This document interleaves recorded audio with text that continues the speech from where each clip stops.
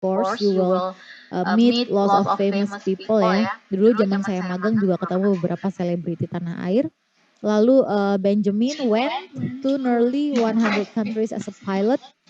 Dan terakhir in his last job, he had a dog as a partner. Nah sekarang match the questions to the correct answers. Why did you leave your first job? Ya, kenapa kamu meninggalkan pekerjaan pertamamu? I left it because it was boring. Oke, membosankan mungkin. It's not challenging enough. Doesn't live up to his or her expectation, bisa. Nah sekarang what did you wear in your first job? Yang mana nih?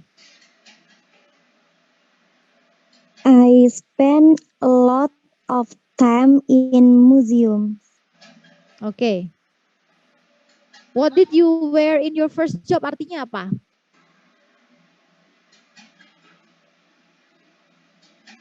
Artinya apa nih? What did you wear in your first job? Oke. Apa pekerjaan pertama kamu? Where? Where? Apa yang kamu pakai? Yes. Apa yang kamu pakai di pekerjaan pertama kamu? Apa coba? As a police officer, I had a uniform. Yes, that's correct. Apa yang kamu pakai atau kamu kenakan ya di pekerjaan pertama kamu? Ya, as a police officer, I had a uniform. Ya, sebagai seorang polisi, saya menggunakan seragam. Oke, betul ya ini.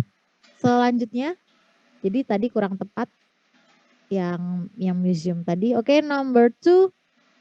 What was the best thing about being a DJ? I met a lot of famous musicians. Yes, I met lots of famous musicians. Lalu, how did you get a job as a chef? I went to catering school. Ya, jadi bagaimana kamu mendapatkan pekerjaan sebagai koki ya? Ya, saya sekolah nih I went tuh bukan artinya saya pergi ke, ya memang sih kalau secara literal meaning saya pergi ke sekolah memasak ya, tapi maksudnya adalah saya sekolah di sekolah memasak. Where did you go as a tour guide? I spent a lot of time in museum. Oke, very good Farul Rozi. Di sini di mana ya kamu bekerja sebagai pemandu wisata? Saya menghabiskan banyak waktu di museum. Kalau kalian pergi ke luar negeri nanti itu banyak sekali museum yang memiliki tour guide dan itu terjadwal. Jadi hanya ada di jam-jam tertentu saja. Oke, nah ini contoh-contoh dari pertanyaan yang mungkin akan ditanyakan juga ketika kalian interview nanti.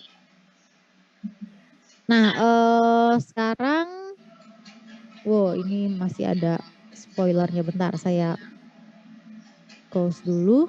Think the errors. Nah, ini kalian diminta untuk membetulkan kesalahan-kesalahan verba atau kata kerja yang ada di kalimat ini ya.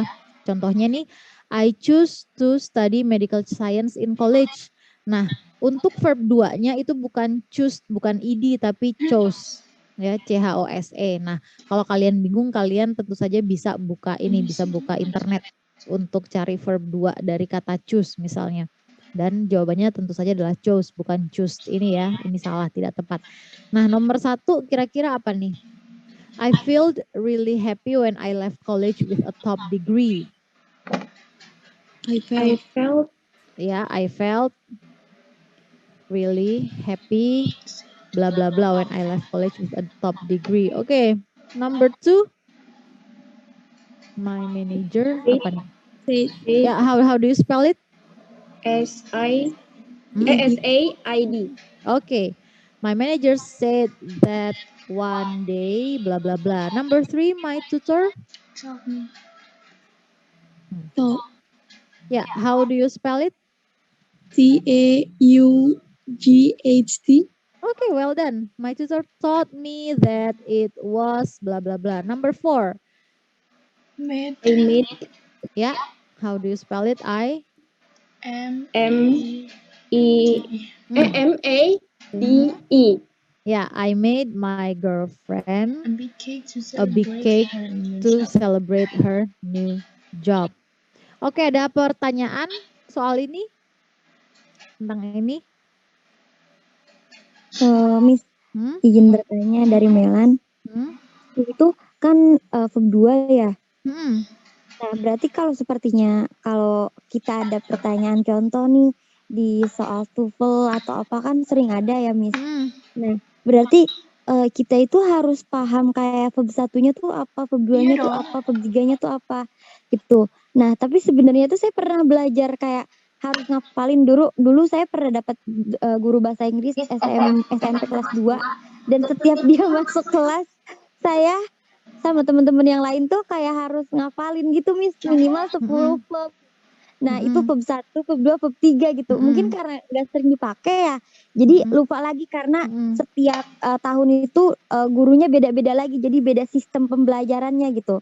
Nah, itu gimana ya, Miss, biar kita tuh biar hafal lagi tuh kadang suka bingung gitu mau ngapalin lagi gimana gitu. Sedangkan sekarang udah kayak kuliah, sibuk kuliah juga gitu, jadi bingung. Padahal dulu tuh hafal sampai beberapa gitu, banyak gitu kalau dulu. Karena setahun kan ketemu sama guru saya dulu.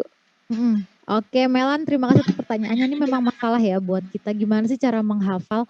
Sebetulnya kalau dari kecil itu sudah menghafal, pagi kelas 2 SMP itu bagus banget. Sayangnya memang ya nggak dipakai kan di tahun-tahun berikutnya. Terus tadi yang Melan sebut juga pembelajarannya juga beda dengan guru lain.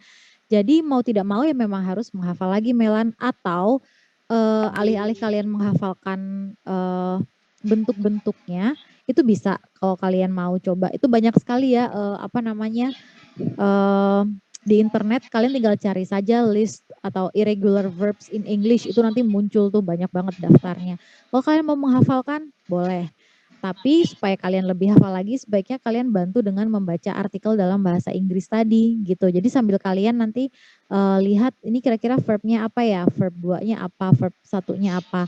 Jadi kalau sambil kalian membaca, kalian tidak merasa seperti menghafal. Kalau menghafal mungkin terlalu apa ya, terlalu membebani kalian bisa jadi karena mungkin kalian harus mengerjakan hal-hal lain.